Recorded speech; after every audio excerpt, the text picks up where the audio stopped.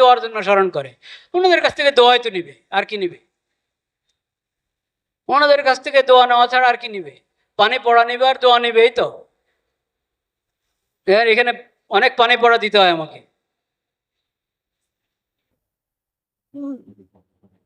জাতীয় মসজিদে জাতীয় কোনো ইস্যু নিয়ে কেউ আসে না। জাতীয় মসজিদ, কিন্তু জাতীয় কোনো ইস্যু নিয়ে এখানে কোরআন সুন্নাহর আলোকে, শরীয়তের আলোকে এই বিষয়ে আমাদেরকে গাইড দেন, এই কথা বলার জন্য এখানে কেউ আসে না। পানি পড়ার জন্য আসে। আমি পানি পড়ার জন্য নিতে আসা এটা সমালোচনা করছি না। মানুষ মহব্বতে আসে, কারো ফায়দাও হয়। আমিও মহব্বতের সাথে পড়ে দিই, আল্লাহর নাম নিয়ে ফু দিয়ে দিলাম, আমার কি? তা আমার কিছু নাই।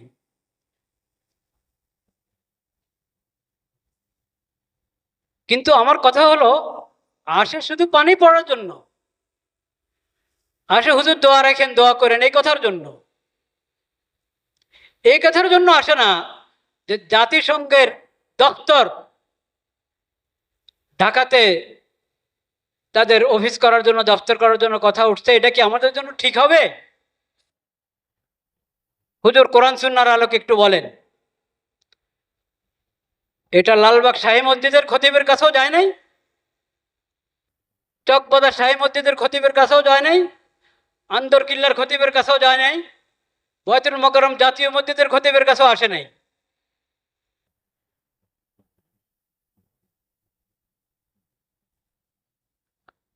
কেন?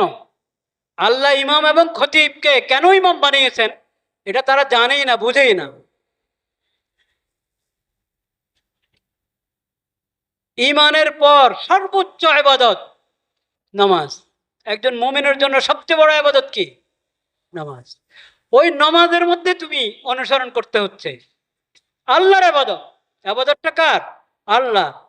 ওই আল্লাহর ইবাদতের ক্ষেত্রে আল্লাহ এটা নিয়ম করে দিয়েছেন, ইমামের আগে যাবে না তুমি রুকুতে, ইমামের আগে হাত তাকবীর তাহরিমা করো বলবে না, নিয়ত বাঁধবে না ইমামের আগে, ইমামের আগে রুকুতে যাবে না, ইমামের আগে সজদা যাবে না।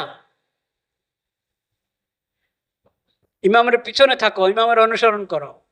ইন্নামা জুইলাল ইমামু লিউতাম্মা।